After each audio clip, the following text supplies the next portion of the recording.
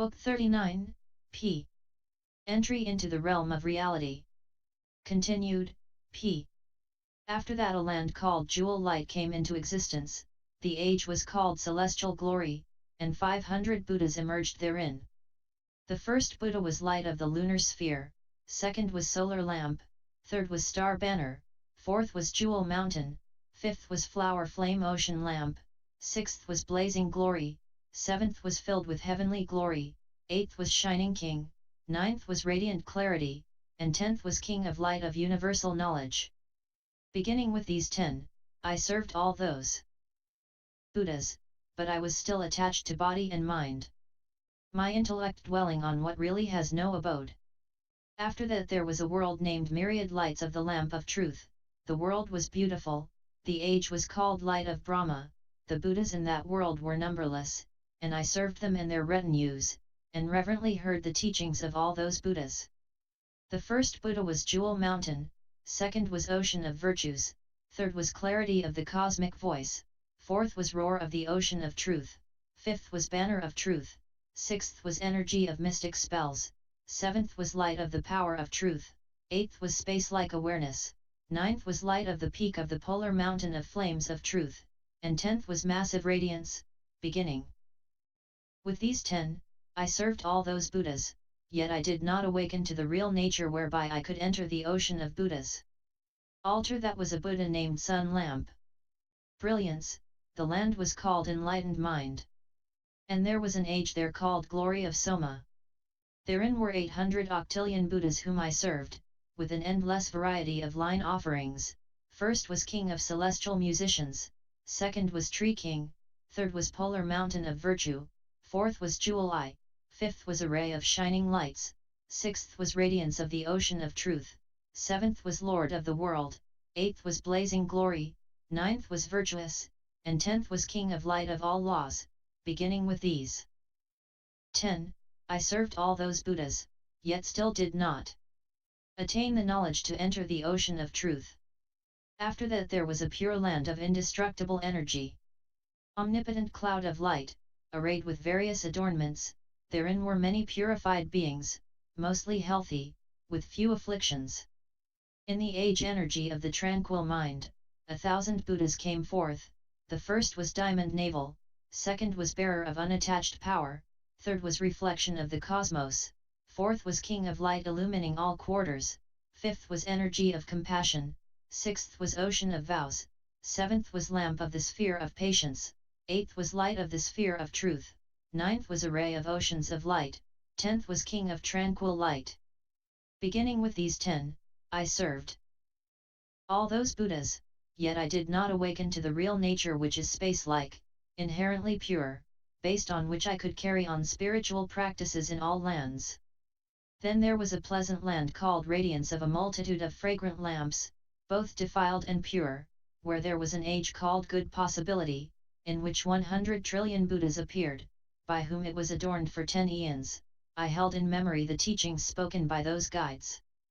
The first one was Vast Renown, second was King of Powerful Radiance of the Ocean of Truth, third was Sovereign of Truth, fourth was Voice of Virtue, fifth was Glory of Truth, sixth was Celestial Crown, seventh was Radiance of Energy of the Flame of Knowledge, eighth was Sound of the Sky, ninth was Lamp appearing everywhere, and 10th was Mind of Light radiating from the brow. I served all those Buddhas, but did not purify the unhindered path. After that was a land called Supreme Mind, constructed of jewels, in fine arrays, well proportioned, in the age luminous there, 500 Buddhas emerged. I honored all those Buddhas, seeking this liberation. Host of Virtues was first, second was Silent Sound, third was Oceanic Glory, fourth was Sun Energy, fifth was Mountain King, sixth was Thunder on a Polar Mountain of Distinctive Marks, seventh was King of Law, eighth was King of Virtues, ninth was Mountain of Merit, and 10th was King of Silent Light. I served all those Buddhas, beginning with these 10, but though the path of the Buddhas, into which all Buddhas enter, was purified, I still had not attained the forbearance to enter into this way of the Buddhas. After that was a land of beautiful light called Mind wreathed with silent sounds, that world was inhabited by purified beings with little affliction. In the age called delightful pleasure there were 800 octillion Buddhas. I attended and served them all and clarified the path of the Supreme Buddhas. The first Buddha was Mass of Flowers, second was Ocean Womb, third was Mountain of Being, fourth was Crest of the Lord of Gods, fifth was Jewel Matrix, sixth was Gold Mountain, seventh was Heap of Gems, eighth was Banner of Justice, ninth was Glory of Speech, 10th was Mind of Knowledge. Beginning with these 10, I served all those Buddhas. After that was a land called Lamp, emblematic of beautiful creations. In the age called 1,000 glories were 100 decillion Buddhas, quiescent star of tranquility, supreme glory of myriad silent lamps, illuminating king, trailing cloud, solar radiance, light of the lamp of truth, flaming brilliance, filled with celestial glory, lamp of wisdom roaring like a lion. Beginning with these 10, I served all those Buddhas, but did not attain the forbearance to enter this ocean of wisdom. After that was a land called Splendor of Universal Light, in an age called Independent Array, in which were 26 octillion Buddhas. First was Mass of all virtues, then Space-like Mind, Array of good capacities, Thunder of the Ocean of Truths, Voice of the Cosmos, Blissful Light of myriad emanations, Universal Energy, Sound born of the Ocean of Truths, Mountainous Lamp in an Ocean of Virtues, and the last of them I propitiated was Paragon of Virtue, radiant as a jewel. When that Buddha emerged in the world, I was a queen, moon-like face, going to honor the Buddha. He expounded a scripture on the supernal manifestations originating in an ocean of independent vows, which I listened to and remembered. I attained tranquil concentration of broad vision, and the power of mental command. I see oceans of Buddhas in one land after another, from moment to moment. I have borne a cloud of universal light from the womb of compassion by means of kindness, a will for enlightenment as vast as space, with the measureless light of the powers of Buddhas.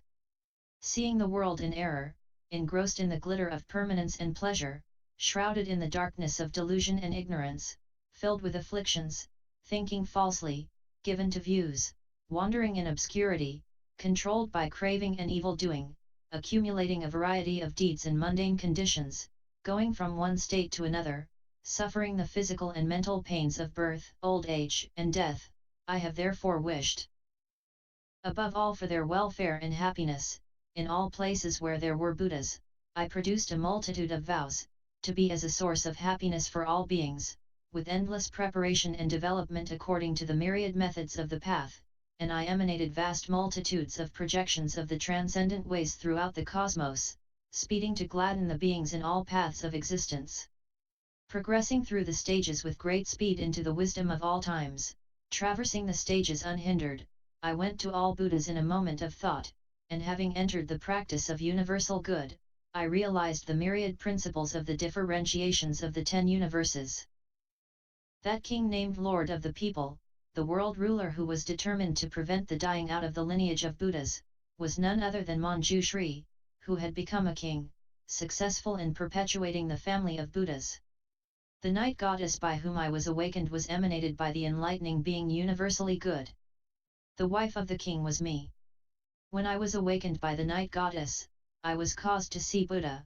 This was when I first aspired to enlightenment. Ever since that inspiration, for as many eons as atoms in a Buddha land, I have never fallen into bad states but have always wound up in celestial and human states. Wherever I have been, I have never been apart from the sight of Buddhas. Then when I saw the Buddha paragon of virtue radiant as a jewel, I attained this enlightening liberation characterized by the immense pure energy of the joy of universal good, by the attainment of which I have come to develop and guide all sentient beings in this way.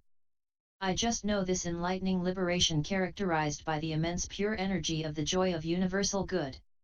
How can I know the virtues or tell of the practice of the enlightening beings who have attained the ocean of great speed, setting out for omniscience in the presence of all Buddhas in each instant, who enter unceasingly into the ocean of great vows at every moment in the beginning of all undertakings, who are skilled in carrying out a multitude of practices in every moment of thought over endless eons in the ways shown by the ocean of all vows, and who are skilled in producing in each practice as many bodies as atoms in all Buddha lands, and who pervade the systems of all universes with each body, and who are skilled in demonstrating practices according to the mentality of sentient beings in each universe, and skilled in comprehending the ocean of ways of transformation of all Buddhas of past, present, and future.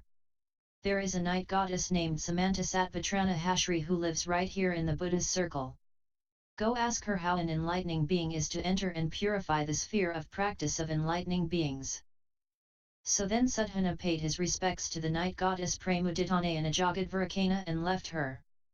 Samantasattva entering with intense absorption into the night goddess Pramuditane and Ajagadvarakana's liberation of immense pure energy of the joy of universal good, understanding it, plunging into it, penetrating it, following it throughout its full range, going along with it, cultivating it, accomplishing it, encompassing it, carrying out the instructions of the spiritual benefactors, recollecting the teachings projected by the night goddess Pramuditane and Ajagadvarakana for the continuity of teaching and instruction, with all faculties turned in all directions following the sight of spiritual benefactors, with the intention to get to see spiritual benefactors, free from all conceits, with attention focused on seeking spiritual benefactors, with determination to develop the great provisions of virtue and knowledge, with vigorous initiative to harmonize with spiritual benefactors, with all roots of goodness one with those of spiritual benefactors,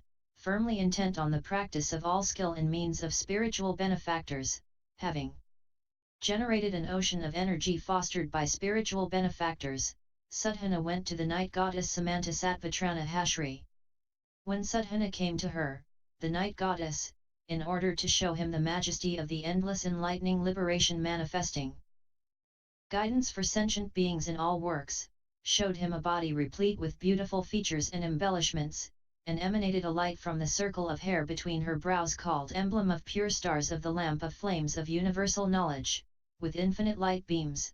The light illumined the whole world, then descended into Suddhana and pervaded his entire body. As soon as Suddhana was touched by the light, he attained a concentration called sphere of ultimate dispassion, whereby he saw as many worlds as atoms in a Buddha land forming and dissolving in each particle of fire, water, earth, diamond, various jewels, flowers, perfumes, incenses, arrays of gems, and all objects in between the night goddess Pramuditane and Ajagadvarakana and the night goddess Samantasattva. He also saw clusters of water, fire, air, and earth, and the sentient beings in all the worlds, with the various abodes they dwell in and the various arrays of the lands, various mountain ranges, rivers, lakes, oceans, heavens, trees, adornments of the skies, adornments of the habitations of all kinds of beings, the realms of hells, animals, ghosts, the realms of death and birth among humans, all the various conditions of existence being interconnected, infinite different courses of being interrelated. He also saw the difference in those worlds. He saw some worlds to be defiled, some pure, some wholly defiled, some with purified states of being, some with purity in the midst of defilement, some with defilement in the midst of purity, some wholly pure, some level, some inverted, some askew. He saw the night goddess Samantasattva in all realms of being in those worlds, facing every sentient being capable of being guided. By seeing all worlds together at once, he saw her standing, without division, before all sentient beings, adapting to their life spans, their various spheres of belief, their physical forms, their conventions of verbal communication, and their mastery, in order to guide them to full development.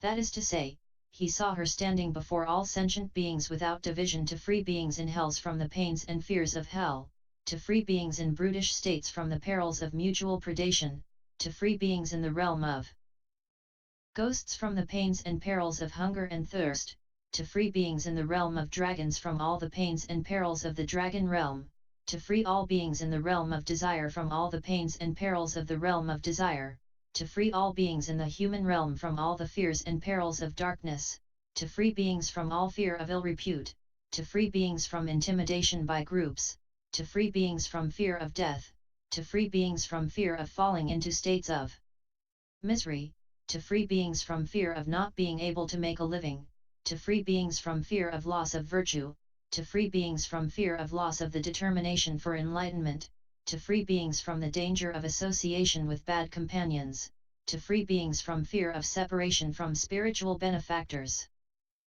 to free beings from fear of falling into the stages of individual salvation, to free beings from fear of suffering the pains of the various mundane states, to free beings from fear of all association with the uncongenial, to free beings from fear of coming on bad times, to free beings from fear of being born among bad people, to free beings from fear of doing evil, to free beings from fear of obstruction by deeds, to free beings from fear of bondage by attachment to various notions.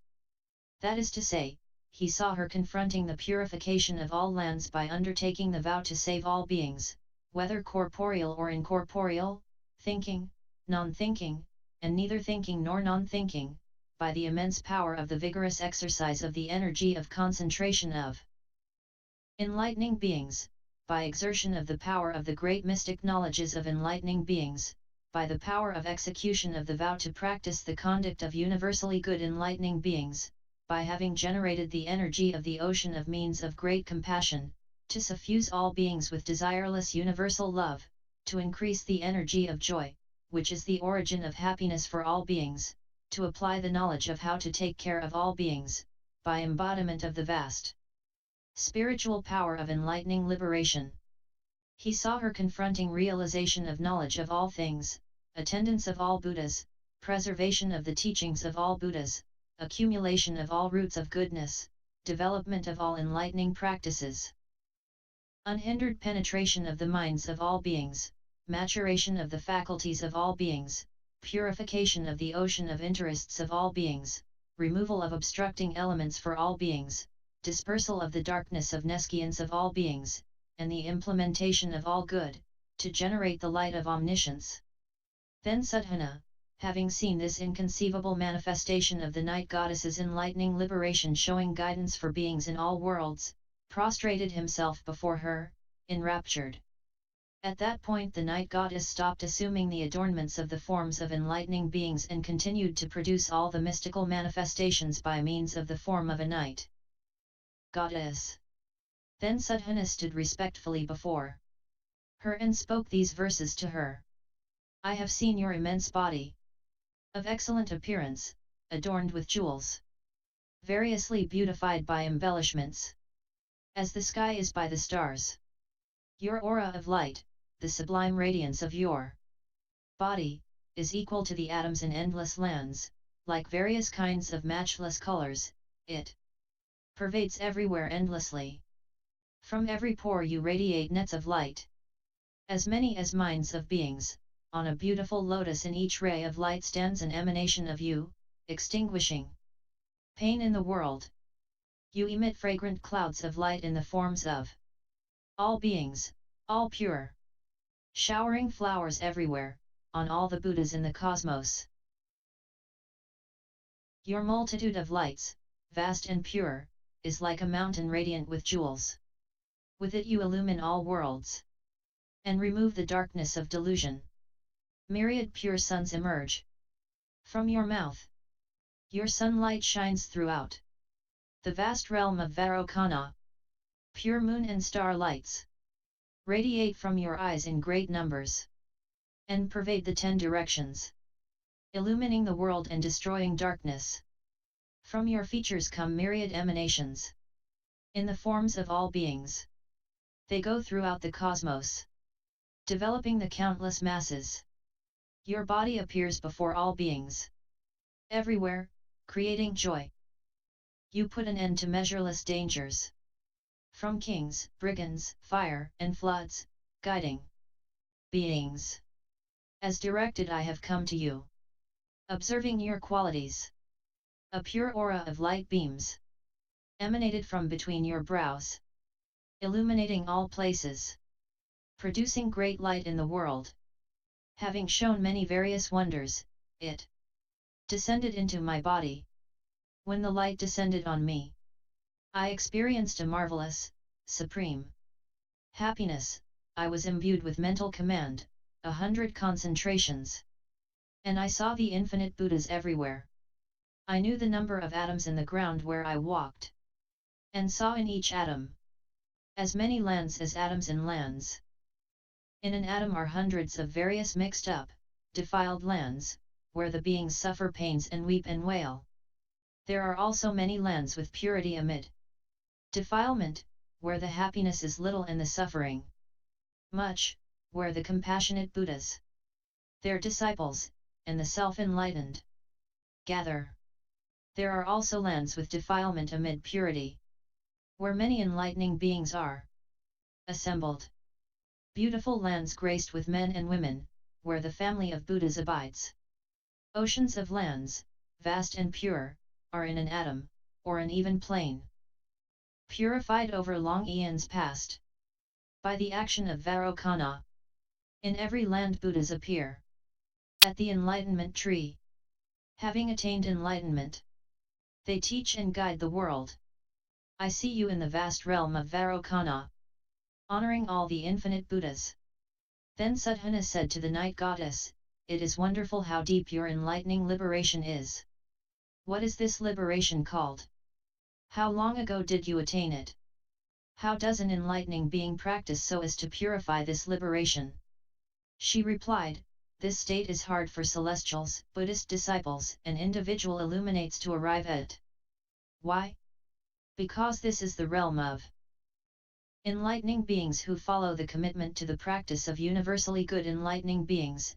It is the sphere of enlightening beings imbued with great compassion who have undertaken the salvation of all sentient beings, who have undertaken the purgation of all unfavorable and unhappy states, who have undertaken the perpetuation of the lineage of Buddhas in all Buddha lands, who have undertaken to preserve the teachings of all Buddhas, who have plunged into the ocean of great vows to continue enlightening practice through all ages, who have undertaken to clarity the light of unobscured knowledge of the ocean of all phenomena, who have attained the state of the light of instantaneous knowledge of the ocean of wisdom of past, present, and future.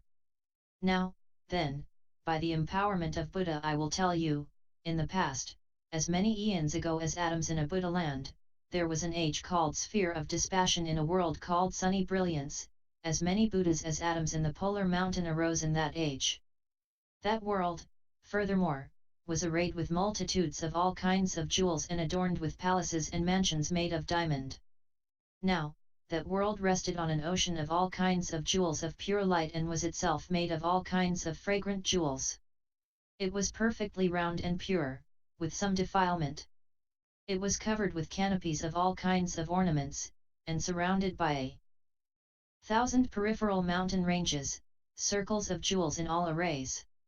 It had millions of sets of 4 continents, some of which were inhabited by beings whose actions were defiled and beings whose actions were undefiled, some of which were inhabited by beings whose actions were a mixture of defilement and purity, some of which were inhabited by beings who were mostly pure with some defilement, beings of refined virtues, beings with little in them that is blameworthy, and some were inhabited by wholly pure enlightening beings.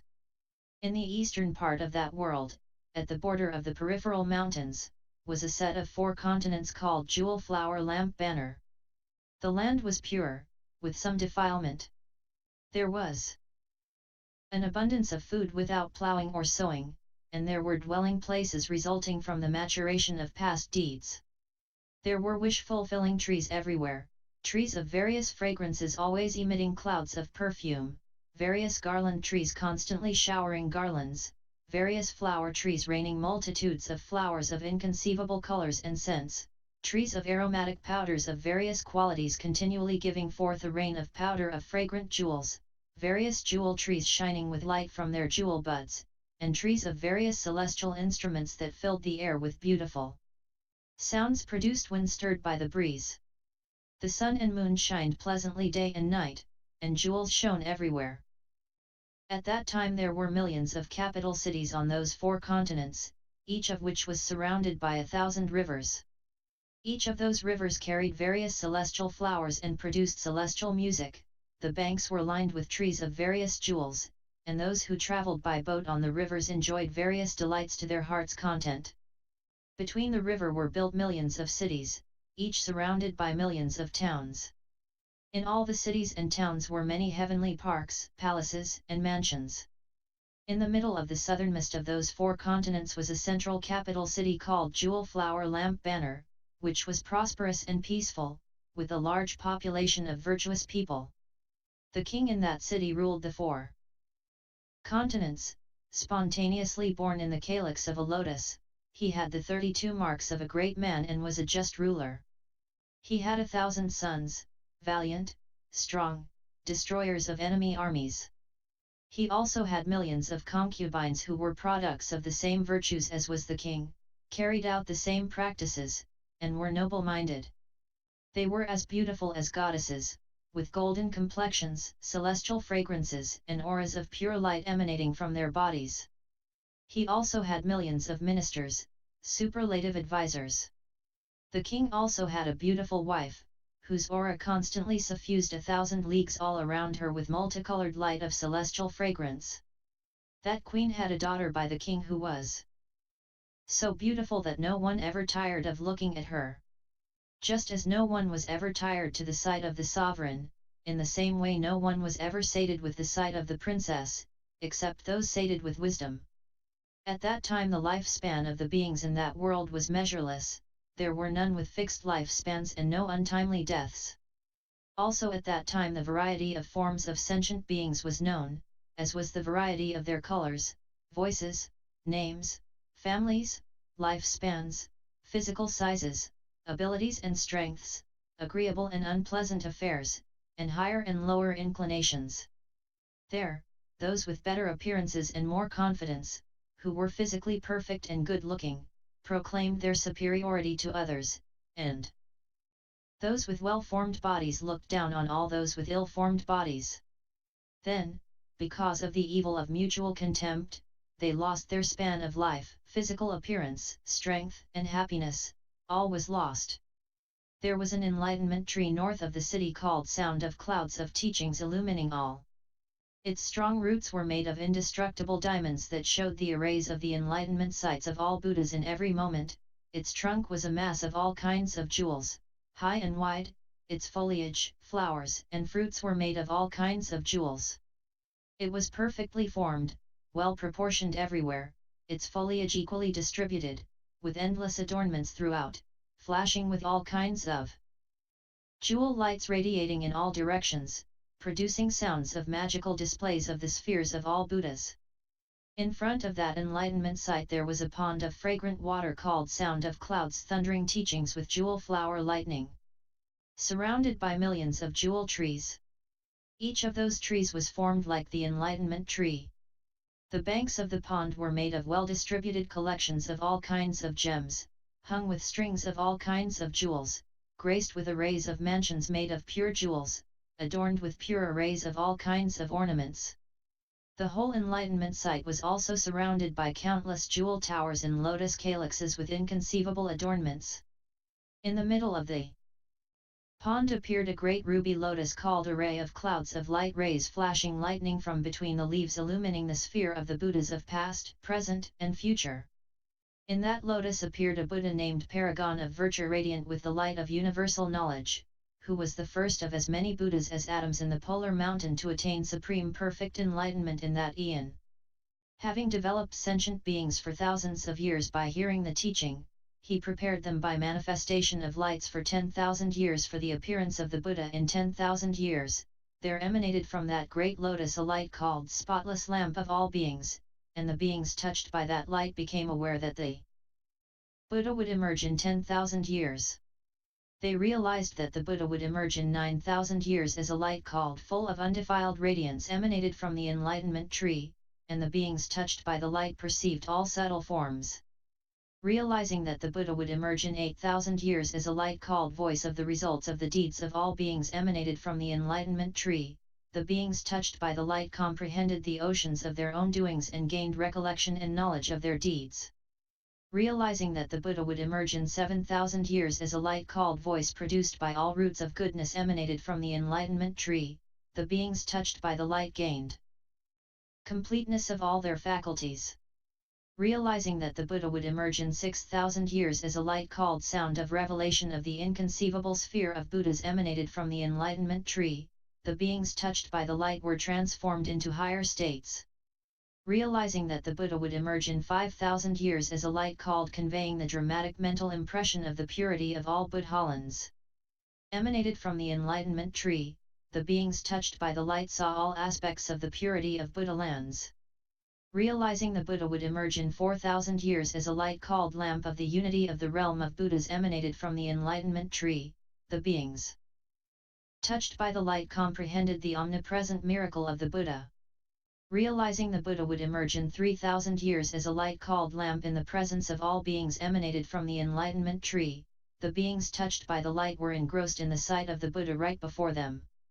Realizing the Buddha would emerge in 2,000 years as a light called lamp of lightning of knowledge of past, present, and future emanated from the tree of enlightenment along with the voice of the past efforts of the Buddha, the beings touched by the light put faith in and entered into the oceans of past efforts of the Buddha.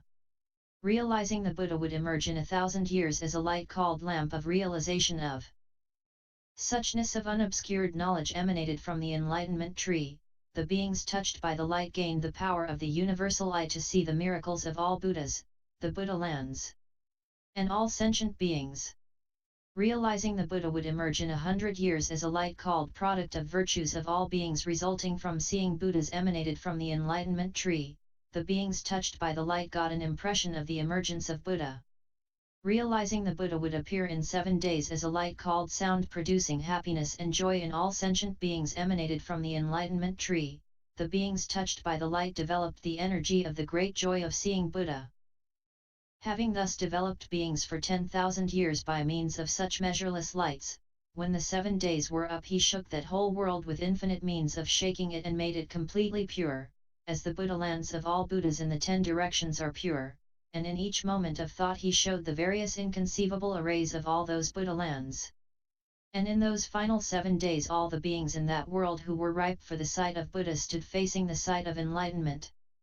Then the supremacy of the realm of all Buddhas was proclaimed from every single object in that world, from all the peripheral mountains, all the polar mountains, all the other mountains, all the rivers, all the seas, all the trees, all the land masses, all the cities, all the walls, all the buildings, all the clothing, ornaments, and paraphernalia, all the music and song, and all the created adornments, emanating clouds of all kinds of fragrant smoke, clouds of lustres of all jewels, clouds of all kinds of precious clothing and jewelry, clouds of mountains of all kinds of jewel flowers, clouds of all kinds of aromatic powders, clouds of light rays of all Buddhas flashing, clouds of auras of all Buddhas, clouds of oceans of sayings of all Buddhas, clouds of glorious manifestations of the marks and embellishments of all Buddhas, manifesting the signs that a Buddha is about to appear in the world. Around the great ruby lotus array of clouds of light rays flashing lightning from between the leaves illumining the sphere of the Buddhas of past, present, and future, there stood as many ruby lotuses as atoms in 10 Buddha lands, on which appeared as many jewel lion seats, on which appeared as many enlightening beings sitting cross-legged. As soon as that Buddha, paragon of virtue radiant with the light of universal knowledge, had realized supreme perfect enlightenment, the Buddhas in all worlds in the 10 directions attained supreme perfect enlightenment and set in motion the wheel of teaching for sentient beings in accordance with their mentalities. Thereby innumerable sentient beings in that world were thenceforth freed from the calamities of all states of misery, innumerable sentient beings were led to heaven, innumerable beings were led to the stage of saints, innumerable beings were led to the stage of individual enlightenment, innumerable beings were developed to the point of enlightenment in which emancipation is realized by way of intense illumination, innumerable sentient beings were developed to the point of enlightenment characterized by pure exertion, innumerable sentient beings were developed to the point of enlightenment in which emancipation is realized through the efficacy of purification of the senses, innumerable sentient beings were developed to the point of enlightenment in which emancipation is realized through pursuing conduct consonant with the powers of knowledge, innumerable sentient beings were led to enlightenment in which emancipation is made possible by conveyance to the precincts of the citadel of truth, innumerable sentient beings were led to enlightenment, in which emancipation is realized by means of integration of efforts in practice. Innumerable sentient beings were led to enlightenment, in which emancipation is realized through methods of concentration. Innumerable sentient beings were led to enlightenment, in which emancipation is realized through means of purifying all objects. Innumerable sentient beings were inspired to the enlightenment of enlightening beings. Innumerable sentient beings were set in the path of enlightening beings. Innumerable sentient beings were led to the purification of the path of transcendent ways. Innumerable sentient beings were led to the first stage of enlightening beings. In the same way, as the Buddha turned the wheel of teaching by his inconceivable spiritual power, in each moment of consciousness innumerable sentient beings were led to the second, third, fourth, fifth, sixth, seventh, eighth, ninth, and 10th stages. Innumerable sentient beings were introduced to the practice of enlightening beings based on the most excellent vows. Innumerable sentient beings were led to the purification of commitment to the conduct of universally good enlightening beings. Thus, as the Buddha turned the wheel of teaching by his inconceivable spiritual power, he succeeded in guiding innumerable sentient beings in each moment of consciousness, and all the sentient beings in that world, according to their mentalities, perceived the teaching through various bodies expediently projected by the Buddha. At that time, furthermore, in order to discipline the beings in the city who were intoxicated with enjoyment of forms and colors and who were contemptuous of each other, the enlightening being universally good magically assumed a body of superlative appearance and went to the city. His glorious light illumined the city so that the lights of the king and queen, the lights of the jewel trees and the precious stones, even the lights of the sun, moon, planets, and stars, and all the lights of the whole continent, could not be perceived. Just as when the sun rises the darkness disappears and the moon, planets, and stars cannot be seen, in the same way all the lights of the continent, overwhelmed by the light of universal good, could not be seen. Just as a mass of carbon black does not look beautiful or shine or seem bright or lustrous in the presence of pure gold, in the same way the bodies of those beings did not look beautiful or shine or seem bright or lustrous in the presence of the universally good enlightening being Samantabhadra. They thought, who might this be, a god, or Brahma, before whom we do not appear beautiful, do not shine, do not glow, have no radiance or luster? We cannot grasp his appearance. Then universally good stood in the sky above the palace of the king in the middle of the city and said to the king, "Know, O king, that a Buddha, a perfectly enlightened one, has arisen in the world. He is in this very realm of yours, at the enlightenment site emblem of the sound of clouds of teaching revealing universal truth."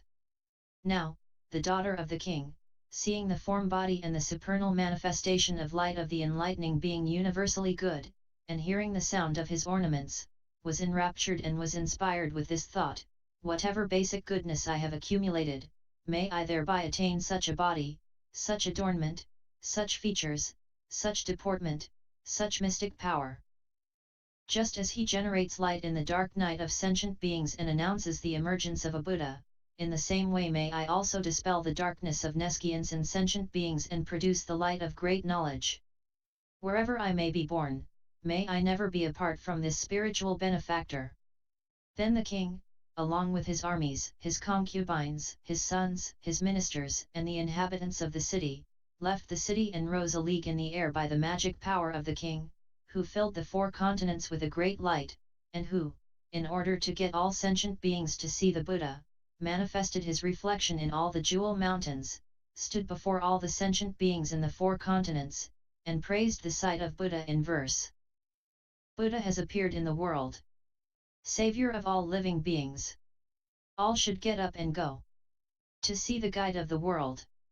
Buddhas appear once in millions of eons and teach the truth for the benefit of all beings. Seeing the world in error, shrouded by the darkness of nescience, and oppressed by the pains of life and death, Buddhas conceive great compassion. For countless millions of eons, they have practiced enlightenment to perfect sentient beings and extinguish all suffering. They have given up their hands and feet, ears, noses, and heads for endless eons to attain The immortality of enlightenment. It is hard to find a guide of the world, even in millions of eons. To listen to them, meet them, and associate with them cannot but be fruitful. This supreme teacher is to be seen sitting on the seat of enlightenment, having conquered the demon armies and realized the highest awakening. Behold the body of Buddha, with an endless array of lights, emanating various glows which soothe the world. Countless multitudes of light beams emanate from the Buddha's pores, those on whom they shine. Feel incomparable joy. Honor the guide of your own will. Muster great energy and go to him. Continued, Q.